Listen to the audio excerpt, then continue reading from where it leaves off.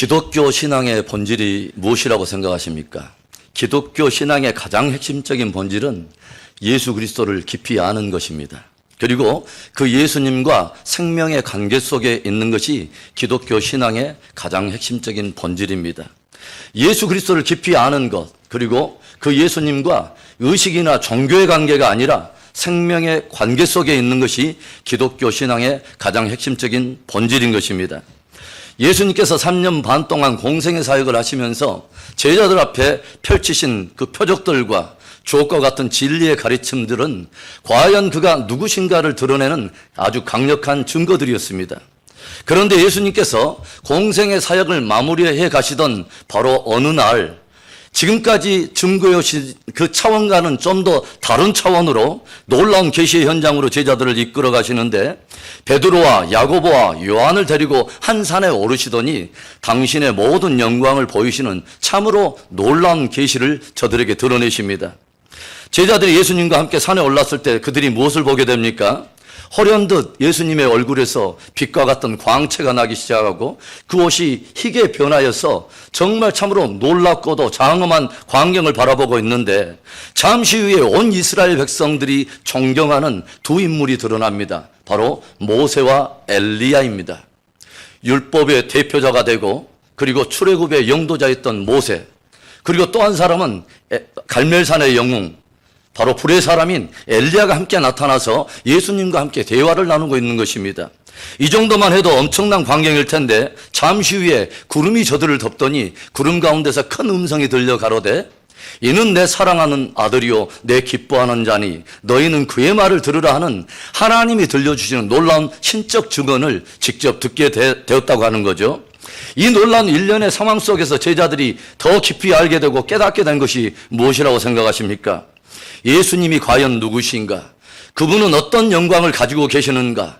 그분을 따르고 그분을 섬기도록 부르심을 받은 제자적, 사도적 이 부름은 얼마나 영광스럽고 복된 것인가 하는 것을 다시 한번 깊이 깨닫게 되었다고 하는 것이죠.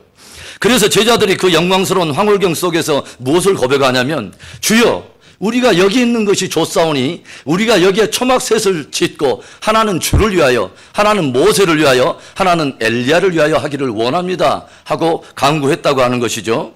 그러나 주님은 그 제자들의 간구를 다 물리치시고 변화산의 영광을 뒤로 한 채 제자들을 데리고 다시 산 아래로 내려오시는데, 산 아래에서 제자들이 직면하고 있는 그 상황은 잠시 전 변화산에서 보았던 황홀한 장엄한 그런 광경과는 달리 온통 고통과 질병과 문제와 위기로 몸살을 앓고 있는 그런 세상의 모습을 보게 되었다고 하는 것이죠. 여러분, 깊이 기억하십시다. 기독교는 피안의 종교가 아닙니다. 기독교는 수도원과 같이 세상을 등지고 변화산에서 초막을 짓고 안주하는 종교가 아니라는 말입니다. 주님의 교회와 성도를 향한 부름은 절대로 그런 부름이 아닙니다. 주님이 우리에게 무엇이라고 말씀하시냐면, 그냥 빛이라 말씀하지 않고 너희는 세상의 빛이라고 말씀하셔요. 그냥 소금이라고 말하지 않습니다. 너희는 세상의 소금이라고 주님은 말씀하십니다. 그래서 진실로 빛을 발하고 맛을 내야 할 것이 변화산이 아니라 세상 속에서 빛을 발하고 그 세상 속에서 맛을 내라고 주님은 우리를 부르셨다고 하는 것이죠. 사람들은 고통 없는 것, 위기 없는 것, 아무 문제가 없는 것을 찾으러 다녀요. 그러나 세상 어떤 곳에서 문제가 없는 것은 한 군데도 없습니다. 주님은 우리들이 세상 속에서 여전히 존재하지만 바로 그 세상 속에서 이 세상에 속하지 않는 참 그리스도인으로서 빛과 소금을 어떻게 바랄 것인가, 어떻게 믿음을 드러낼 것인가 하는 그 믿음을 도전하고 계신다고 하는 것이죠. 바라고 축복하기는 우리가 부름받은 그 삶의 그 자리, 하나님은 지극히 의도를 가지고 우리를 심으신 그 삶의 현장에서 정말 빛과 소금을 드러내는 참된 믿음의 승리가 있기를 주의 이름으로 축원합니다. 저는 오늘 본문을 통해서 주님께서 현대 교회와 성도들에게 반드시 직면하고 반응해야 될 세 가지를 계속 보여주신다고 저는 생각을 합니다. 정말 우리들이 직면해야 될 그런 현장, 정말 우리가 들어야 될 그런 음성이 무엇일까요? 첫째로는 고통당하고 있는 세상과 이웃의 모습을 직면하라고 하는 것이죠. 예수님께서 베드로와 요한과 야고보를 데리고 변화산에서 내려오자마자 저들이 가장 먼저 직면했던 상황은, 한 사람이 자기 아들을 데리고 왔는데 그 아들이 간질로 인해서 불에도 넘어지고 물에도 쉽게 넘어지면서 심히 고통을 당하는 참으로 안타까운 상황을 직면했다고 하는 거죠. 이 아들에 대해서 그 아버지가 직접 설명한 그 상황이 마가복음 9장 18절에 기록이 되어 있는데요. 귀신이 어디서든지 그를 잡으면 거꾸러져 거품을 흘리며 이를 갈며 그리고 파리에 지는지라. 내가 선생님의 제자들에게 내쫓아달라 하였으나 그들이 능히 하지 못하더이다. 변화산에서 내려오자마자 제자들이 본 것은 귀신에 사로잡혀서 고통당하는 한 아들과 그 아들의 아픔과 고통을 보면서 어쩔 줄 몰라서 당황하는 한 아비의 모습을 보게 됐다고 하는 것이죠. 오늘 주님은 변화산의 황홀함에서 초막을 짓고 안주하려는 제자들의 꿈을 해치시고 어떤 상황 속에 지극히 의도적으로 직면하게 하셨다고 하는 거예요. 사단에 매여서 종노릇하며 귀신이 이끄는 대로 이리저리 끌려다면서 고통당하고 있는 이웃과 세상의 아픔을 직면하게 하셨다고 하는 거죠. 귀신에게 종노릇하며 평생에 어쩔 줄을 몰라며 방황하며 쓰러져가는 자녀 세대들을 바라보고 그 자녀 세대 때문에 좌절하며 어쩔 줄 모르하는 그 부모 세대의 아픔을 직면하게 하셨다고 하는 것입니다. 주님은 고통과 고난 가운데서 도움을 간절히 원하는 세상과 이웃의 모습을 직면하도록 제자들을 보내셨다고 하는 것입니다. 주님은 그것을 우리가 동일하게 보기를 원하시고 반드시 직면하기를 원하시고, 이제는 제법 시간이 지나서 가나안의 젖과 꿀을 즐기면서 서서히 안주하려 하고 있는 바로 그때에 하나님께서는 이 아브라함을 큰 전쟁의 흉돌이 속으로 초대를 하십니다. 바벨론 연합군대와 가나안 연합군대 함께 전쟁이 일어나기 시작하면서 바벨론으로 끌려가는 사람 가운데 한 도망한 자가 와서 아브라함에게, 히브리 사람 아브라함에게 무엇인가를 들려주죠. 그들이 어떤 고통 가운데 끌려가고 있는가, 그들의 상황이 어떤가 하는 그 상황과 그들의 아픔과 고통을 들려줘요. 이때 히브리 사람 아브라함이 어떻게 반응합니까? 집에서 길리고 연습한 318명의 사람들과 동맹한 자들 함께 끌고 일어나서 브엘세바에서 발행해서 단까지 쫓아가서 그 모든 빼앗겼던 영혼, 잃어버린 영혼들을 다시 되찾아오지 않습니까? 주님은 주의 교회와 성도들이 변화산에서 머무르며 은혜의 황홀경에 빠져 자기들끼리 초막을 짓고 거기에 안주하려는 꿈을 다 헤쳐버리고 사단에 매여서 이리저리 끌려다며 고통당하는 이웃과 세상의 모습을 바라보기를 주님은 원하십니다. 바벨론으로 끌려가는 잃어버린 영혼들, 빼앗긴 영혼, 오늘도 사단에 매여서 포로된 영혼들을 직면하기를 원하시고 저들의 고통과 위기에 대해서 믿음으로 반응하기를 주님은 도전하신다고 하는 것입니다. 베들레헴 광야, 아무도 보지 않는 곳에서 오직 하나님께 충성을 다했던 사람, 아무도 보지 않는 곳에서 오직 하나님 한 분만을 간격으로 예배드렸던 이 다윗을 바라보시고 주님이 내 마음에 합한 자라 말씀하시고 그에게 기름을 부어 왕을 세우려고 사무엘을 보냈습니다. 그리고 얼마 되지 않아서 다윗의 다윗됨을 드러낼 수 있는 절호의 기회가 하나 찾아오는데 블레셋과의 전쟁이 터진 것이죠. 그래서 전쟁이 일어나자 골리앗의 외모와 신장에 짓눌려버린 사람들, 그동안에 참으로 그 훈련이 무색하고 그들이 군장을 꾸리고 손에 들려진 그런 첨단의 어떤 그런 무기들이 참으로 무색할 정도로 엘라 골짜기에 두려워서 숨어있는 바로 그때에 소년 다윗 홀로 여호와의 이름을 의지해서 물맷돌로 골리앗을 때려 죽이는 놀라운 그 사건이 벌어지죠. 그거를 목을 베어버림으로 인해서 다시 사기가 충천해진 이 이스라엘 군대가 블레셋을 제압하고 승리를 거머쥐는 것을 성경이 증거를 하고 있습니다. 이 사건으로 다윗은 일약 이스라엘의 국가적 영웅으로 부상이 되고 기브아에 있는 이제 왕의 궁전으로 들어가게 됩니다. 이전에 있었던 광야의 일개 목동의 수준이 아니라 그의 삶의 모든 부분에 일약 도약이 벌어진 것이죠.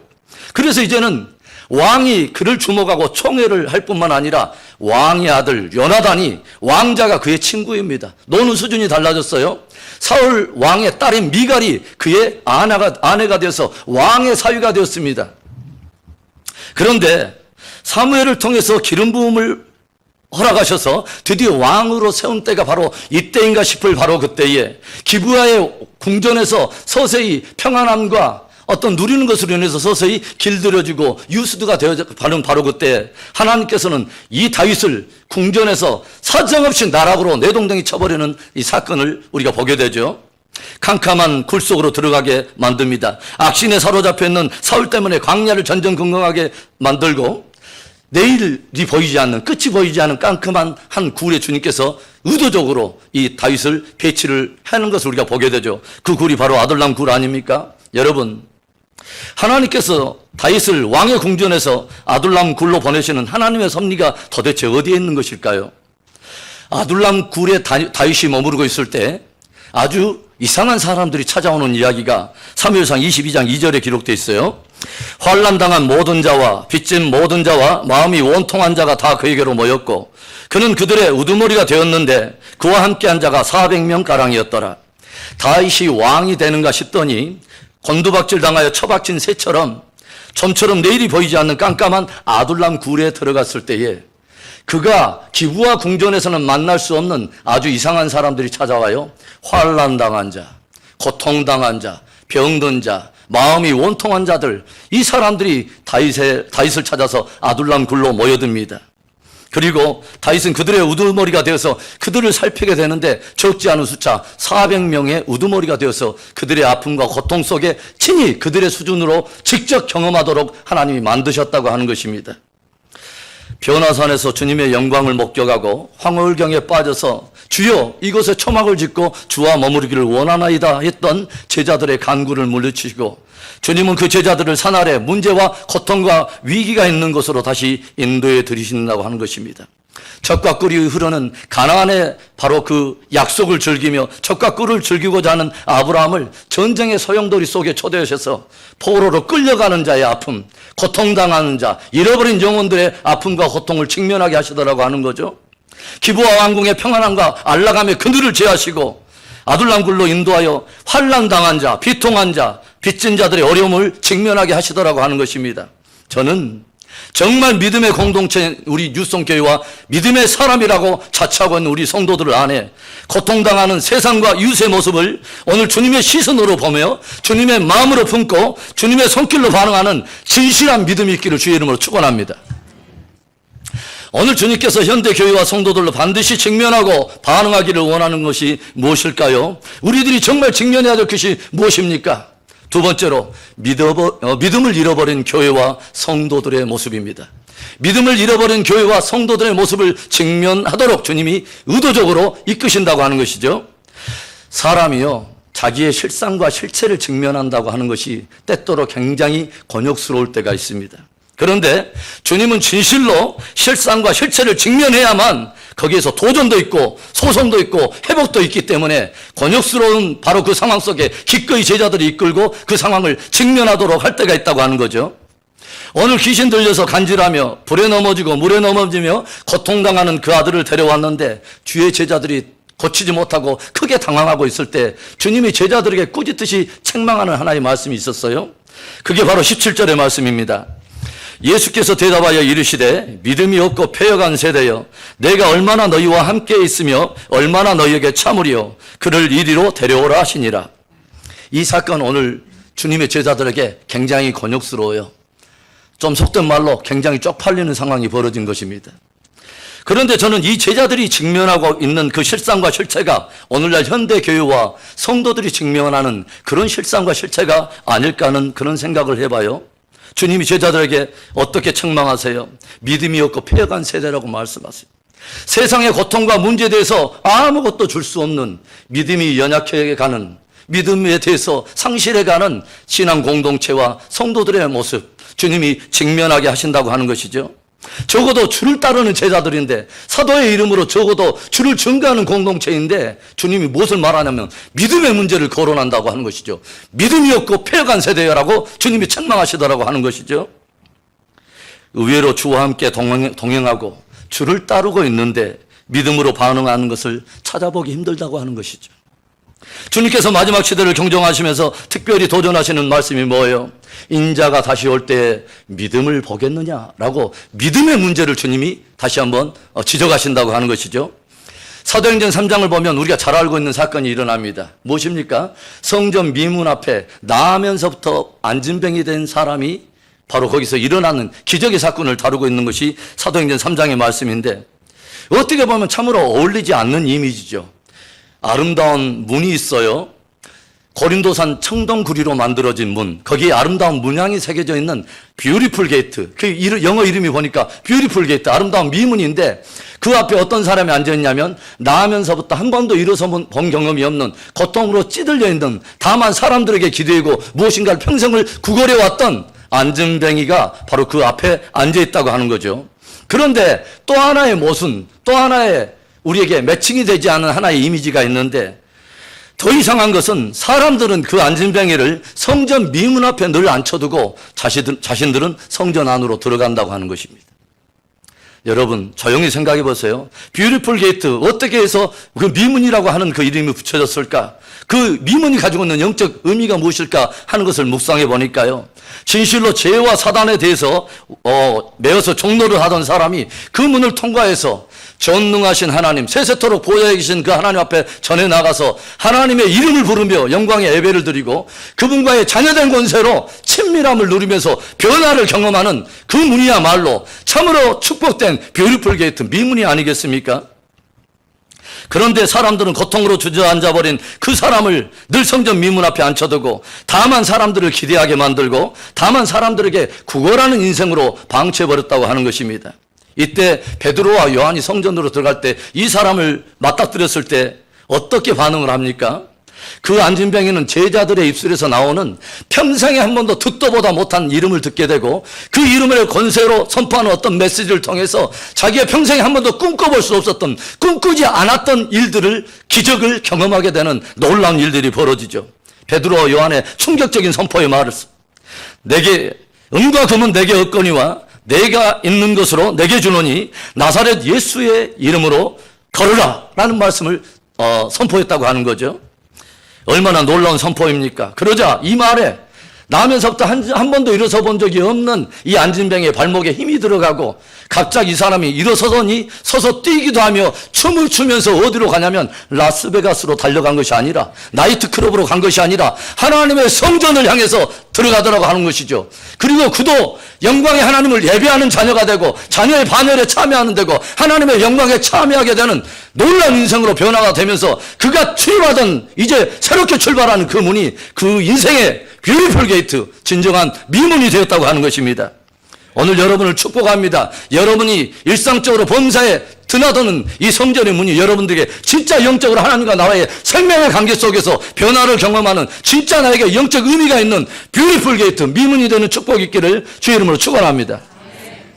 저는 초대 교회에 있었던 이 놀라운 믿음의 역사들을 조용히 묵상해 보면서 현대 교회는 과연 무엇을 가지고 있을까? 그리고 과연 고통당하는 세상 속에 무엇을 줄 수 있으며 진짜 우리는 무엇을 세상 속에 주려 하는가 하는 것들을 깊이 생각을 해봤어요.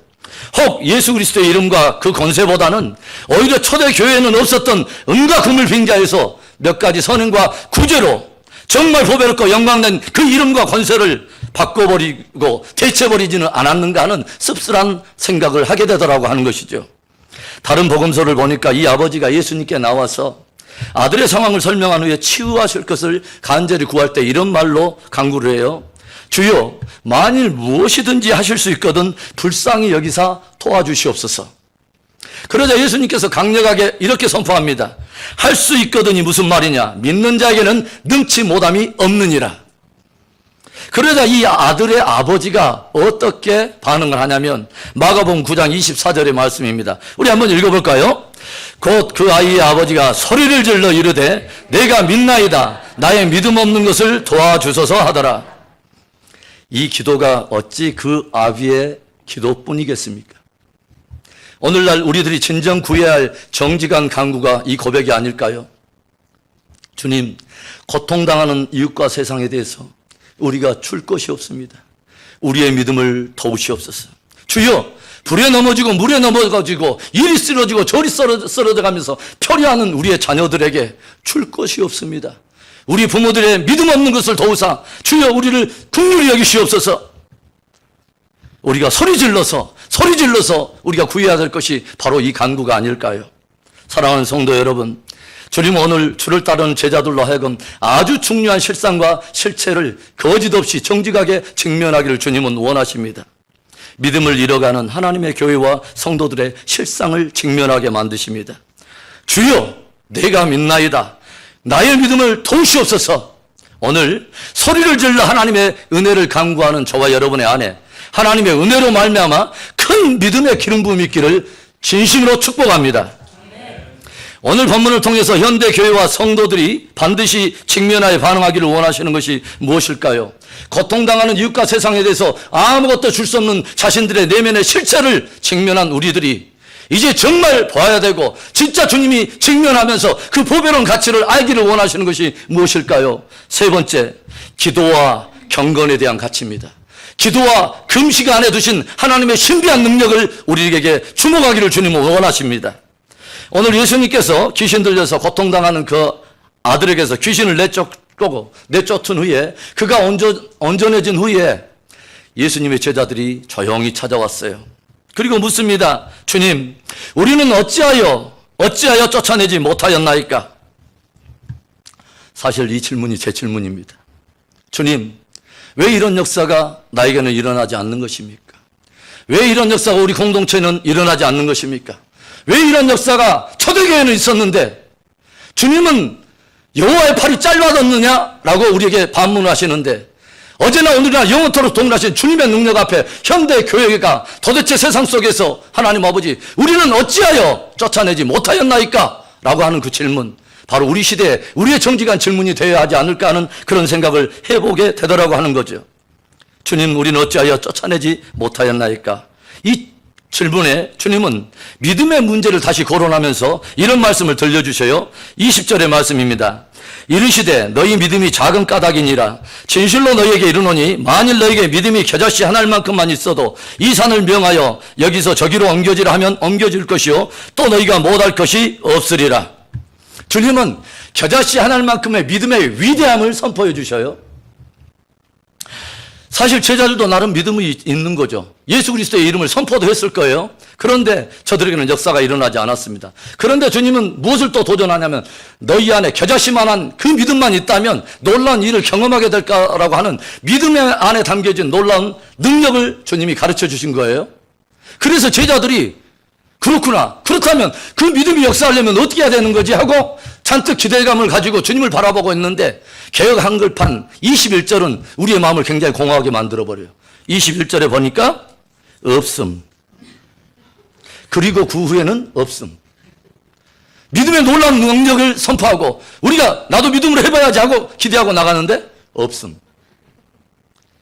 과연 거기에는 더 이상의 무엇이 없는 것일까요?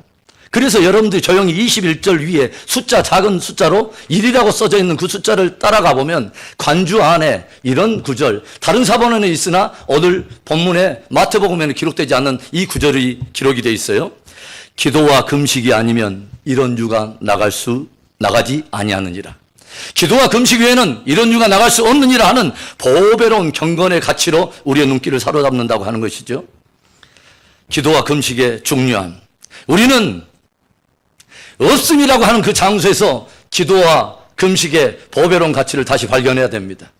이 시대의 교회에 없어져가는, 사라져가는, 나의 삶 속에 없어져가고 사라져가는 바로 그 보배로운 가치, 하나님이 주의 몸된 교회 최대의 선물로 주신 천국의 열쇠, 아파트 키가 아니라 자동차 키가 아니라 하늘을 메고 푸는 교회에 성도에게 주신 최고의 천국의 열쇠, 기도와 금식의 그 보배로운 그 가치의 보배로운 그 경건의 가치를 반드시 찾아내야 할 줄로 믿습니다. 성경이 끊임없이 위기를 당한 하나님의 백성들이 그 상황을 돌파할 수 있었던 가장 강력한 간증으로, 가장 강력한 경건으로 소개하고 있는 것이 뭐예요? 바로 기도와 금식입니다. 우리가 지난주 말씀에 우리는 불화가 골짜기의 말씀에 대한 것을 함께 나눴어요. 모압과 암몬, 세일산 40군데, 3개 대적의 군대가 유다를 포진하면서 점점 골짜기로 몰아갈 때에 사면초가의 위기 상황에 처했던 여호사밧 왕이 무엇을 결정합니까? 다른 것을 결정하는 게 아니에요. 외교를 동원하고 무기를 두려워야지 이런 걸 결정한 것이 아니라 놀랍게도 그는 하나님께 전심으로 낯을 향하고 금식하며 금식을 온 국민에게 선포하고 기도를 결정했다는 것을 우리가 알게 돼요. 그리고 사망의 골짜기에 기도 소리가 울려 퍼지고 금식으로 전심으로 하나님께 낯을 향하는 유다 백성들에게 놀라운 대반전이 일어나죠. 사망과 저주의 골짜기가 변해서 생명과 승리의 골짜기로, 그리고 거기서 송축의 골짜기로, 불화가의 골짜기로 다 반전되었다고 하는 것이죠. 우리는 다시 한번 기도와 금식 안에 담아두신 하나님의 놀라운 신비한 권능들, 교회가 정말 다시 한번 회복해야 될, 없어진 것에서 다시 찾아내야 될 기도와 금식의 그 경건의 가치를 반드시 회복해내야 할 줄로 믿습니다. 주중 우리 여성 기도 모임에서 나눴던 말씀이 느헤미야 1장이었어요.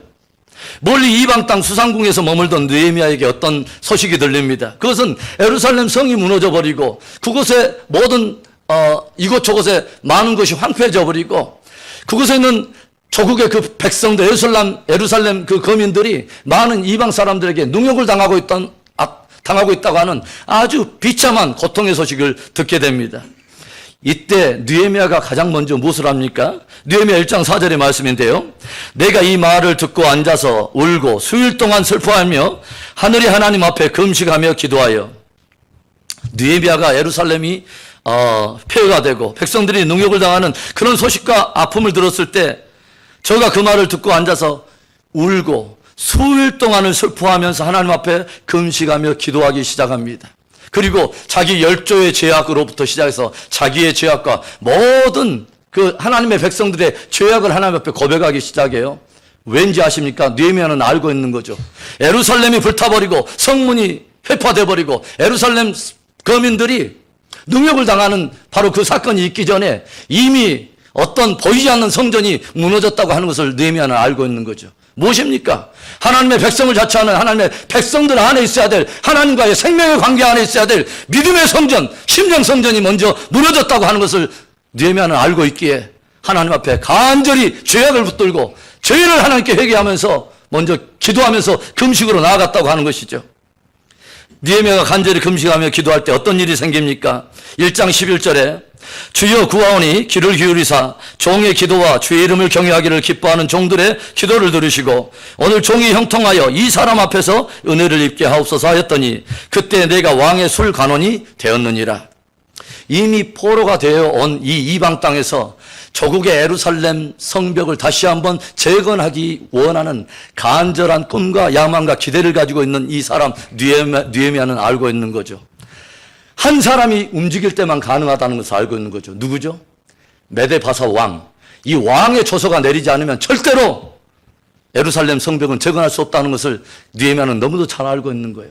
그래서 하나님께 간절히 기도합니다. 왜일까요? 왕을 감히 포로된 청년 하나가 왕을 움직일 수 있겠습니까? 느헤미야는 알고 있는 거죠. 오직 왕을 움직일 수 있는 분은 딱 한 분밖에 없다는 걸 알고 있는 거죠. 여호와 하나님 말입니다. 그래서 잠언 21장 2절에는 이런 말씀이 기록되어 있어요. 왕의 마음이 여호와의 손에 있음이 마치 번물과 같아서 그가 임으로 인도하시느니라. 왕의 마음을 누가 붙들고 있냐면 여호와 하나님이 붙들고 있다는 거예요. 번물과 같아서 그 하나님께서 왕의 마음을 임의대로 인도하시느니라. 얼마나 놀라운 말씀입니까? 저는요, 우리 뉴스송 공동체, 우리 성도들에게 감히 이런 권면을 도전하고 있습니다. 어떤 일을 시작하기 전에, 주일을 봉사하기 전에, 여러 생업의 현장에서 많은 것들을 하기 전에 여러분, 기도로 사람을 움직이고 기도로 상황을 움직이는 그것을 먼저 배우시기를 바랍니다.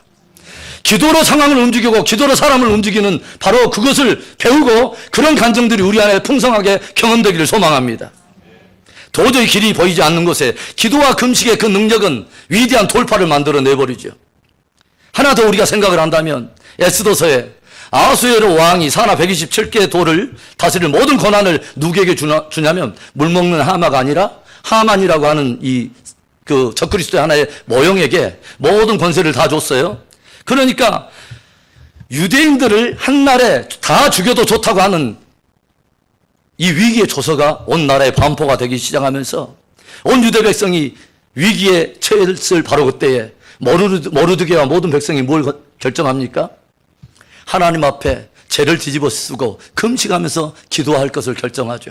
그리고 왕후인 에스더가 절체문을 거부하더니 왕궁의 화려한 꿈, 변화산의 영광에 취해있던 이 왕후 에스더가 기꺼이 자기의 왕후의 옷을 벗고 금식하는 자리에 들어가요.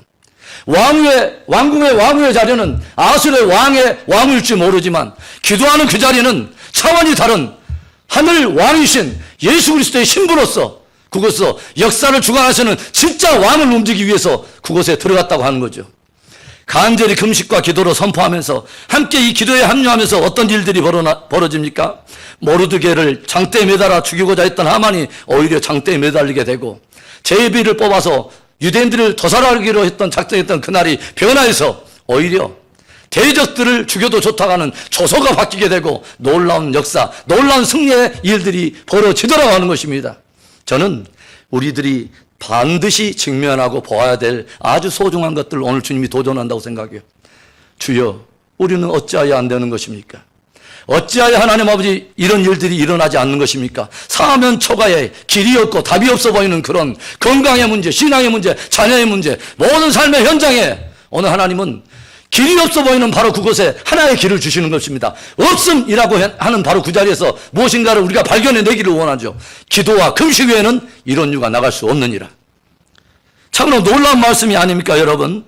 저는 여러분들에게 감히 도전해요.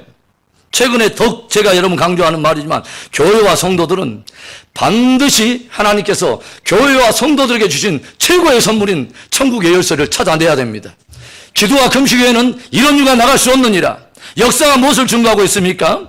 역사는 무엇을 끊임없이 증거하냐면, 교회와 성도들이 금식하며 기도할 때 그때가 가장 교회가 교회답고 가장 성도가 성도다운 영광과 권세가 드러냈던 승리가 있었다고 하는 것을 끊임없이 역사는 증거하고 있는 것입니다.